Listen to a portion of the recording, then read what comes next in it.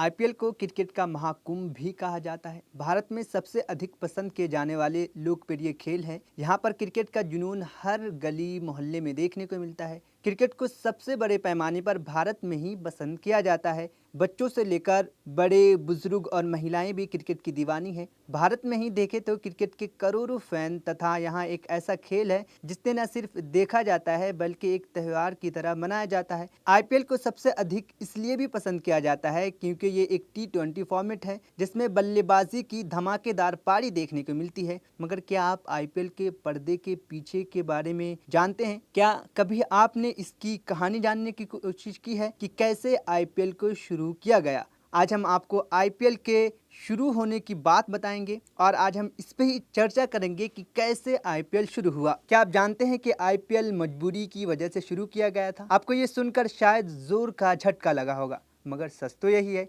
और हम लोगों को लगता है कि आईपीएल शुरू होने में और शुरू करने में सिर्फ ललित मोदी का हाथ है। नहीं, ये गलत है, बल्कि इसके पीछे सुभाष चंद्रा जो जीनियस के मालिक हैं उनका असल हाथ है। आप कहेंगे कैसे? और आखिर 2007 में कौन सी ऐसी मजबूरी थी कि बीसीसीआई ने अपनी सारी हदीद तोड़कर पॉलिटिक्स और पैसों का दुरुपयोग किया था और 2007 में आईपीएल का तो ऐलान हो गया। लेकिन इसके पीछे जो घटना है उसकी शुरुआत 1978 में ही शुरू हुई थी और इसकी बीज 1978 में बो दी गई थी। तो क्या है ये पूरी कहानी? आखिर क्या हुआ था 1978 में जो आपको पता नहीं है? जैसा कि आपको पता है कि ये टीवी एक बेहतरीन न्यूज़ चैनल है। यह आपको हर तरह की खबर से आगाह करता है। ये चैनल हर वो न्यूज़ आप तक पहुंचाता है जिसकी आपको ज़रूरत है। और अगर आप चाहते हैं कि हिट टीवी की हर न्यूज़ सबसे पहले आप तक पहुंचे तो आप सबसे पहले हमारे चैनल को सब्सक्राइब कर लें और बेल आइकन यानी लाल वाले घंटी भी बजा दें। तो चलिए जानेंगे पर्दे के पीछे की कहानी कि आईपीएल का ऐलान तो 2007 में हुआ मगर इसकी बीज 1978 में पड़ी। अरे अरे जरा सब्र कहीं कहीं जाइए मत। आप सोच रहे होंगे कि 1978 और 2007 का क्या है रिश्ता? तो दरअसल 1978 में हुए एक घटना की है। ऑस्ट्रेलिया की एक मीडिया कंपनी थी जिसके मालिक थे कैरी पैकर। साल 1978 तक क्रिकेट का ज़्यादा हंगामा नहीं था। उस वक्त क्रिकेट धीरे धीरे पॉपुलर हो रहा था और कैरी पैकर को ये बात मालूम थी कि ये क्रिकेट बहुत जल्द बहुत बड़ा ब्रांड बन जाएगा। तो भैया कैरी ने सोचा कि क्यों ना मीडिया ब्रॉडकास्टिंग राइट्स ही ले लूं। जब कैरी पैकर ने अप्लाई किया तो आईसीसी ने रिजेक्ट करते हुए कहा भैया नहीं मिलेगा क्योंकि आपके पास एक्सपीरियंस ही नहीं है। और ऐसा होता भी है, अगर आपके पास किसी चीज़ का एक्सपीरियंस नहीं है तो वो काम आपको कभी नहीं दिया जाएगा।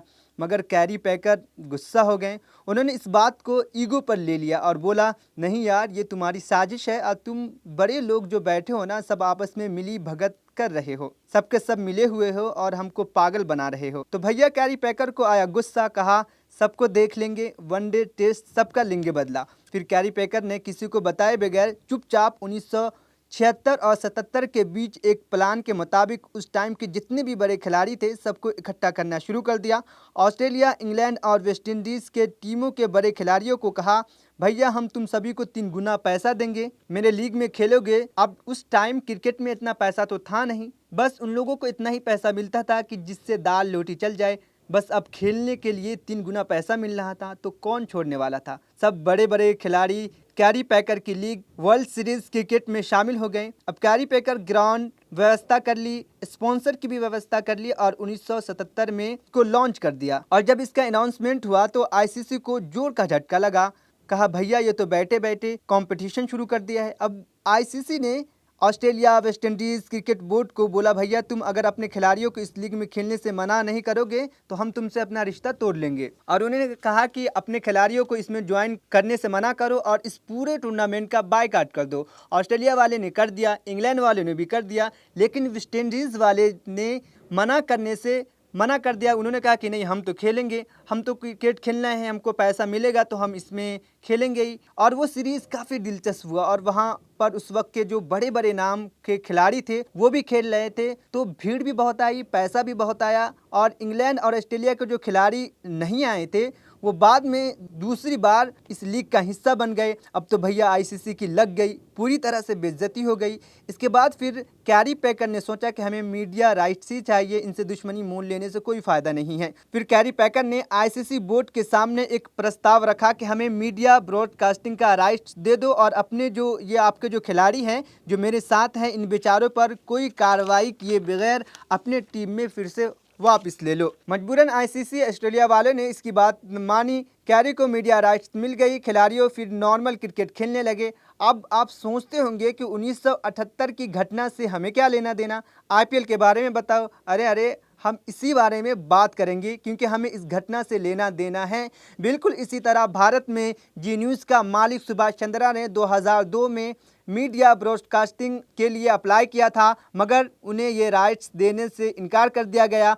2004 में फिर से किया, 2004 में भी नहीं मिला। 2005 में बोला भाई दे दो, मगर सुभाष चंद्रा को नहीं मिला और उन्हें जवाब मिला कि भैया आपके पास अनुभव नहीं है तो हम आपको कैसे दे दें। चंद्रा जी को भी कैरी पैकर वाला गुस्सा आ गया। चंद्रा जी थोड़ा पॉलिटिक्स में उतरे और अपने सपोर्ट से शरद पवार को बीसीसीआई के अध्यक्ष बना दिए। फिर चंद्रा ने कहा भैया अब तो हम आपको प्रेसिडेंट बना दिए हैं, अब हमें भी अपना राइट्स दे दो। मगर उसके बाद भी चंद्रा को ये नहीं मिला। फिर चंद्रा ने सोचा भैया यहाँ चारों तरफ धोखा ही धोखा है, अब तो हमें खुद की लीग चालू करना पड़ेगा। उस वक्त टी20 अपने शबाब पर था, बड़े ज़ोर पे था क्योंकि 2003 में टी20 को लॉन्च हुआ था। धीरे धीरे ये पूरी दुनिया में पैर पसार रहा था।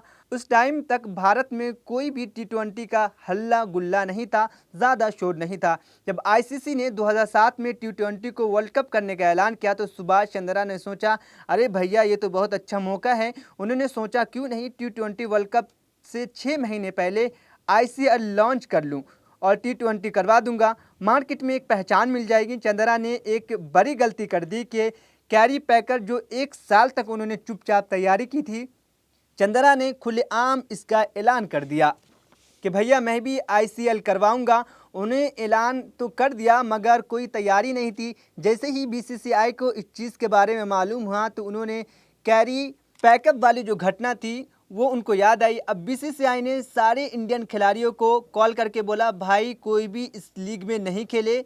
और उस वक्त इंडियन क्रिकेटरों को इतना पैसा मिलता था कि उनको कहीं जाने की ज़रूरत ही नहीं थी। और उन्होंने आईसीसी को भी बताया कि भैया आप सारे जो भी बोर्ड्स हैं सबको बता दें कि हमारे यहाँ जो एक लीग शुरू हुई है इसमें कोई खिलाड़ी ना खेलें। अब ऑस्ट्रेलिया, इंग्लैंड, वेस्ट इंडीज़ के जो भी उस वक्त के जो टीम थी जिसमें अच्छे खिलाड़ी थे वो यहाँ खेलने नहीं आए, मगर पाकिस्तान और बांग्लादेश के खिलाड़ी इस लीग में खेलने के लिए शामिल हो गए। मगर उसमें ज़्यादातर जो बड़े खिलाड़ी थे वो रिटायर हो चुके थे, मगर फिर भी ये लीग हुआ। अब बीसीसीआई के खिलाड़ियों को मना करने के बाद सुभाष चंद्रा सुप्रीम कोर्ट चले गए और केस जीत भी गए। अब बीसीसीआई ने सोचा कि सारी ताकत झोंक दी, लीगल इलीगल, मगर ये लीग को रोकने में नाकाम हो गए। यहाँ तक ग्राउंडों तक ये उन्हें मना कर दिया गया।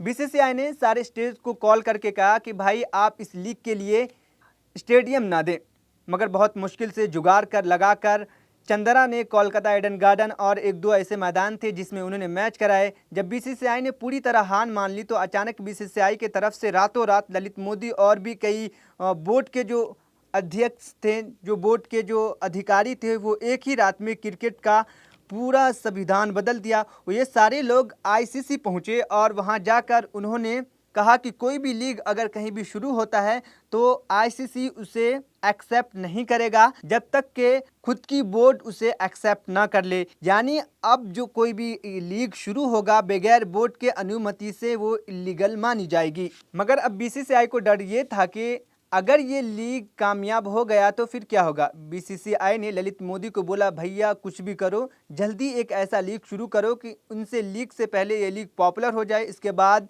23 सितंबर 2007 को आईपीएल की घोषणा की। इसके बाद आईपीएल ने ऐसा जोर मचाया कि सारी दुनिया ने देखा। अब ये आईपीएल एक त्यौहार से कम नहीं है। आईपीएल आने के बाद क्रिकेटर को वो मुकाम मिला, क्रिकेट को वो मुकाम मिला जो शायद आज तक की तारीख में नहीं हुआ।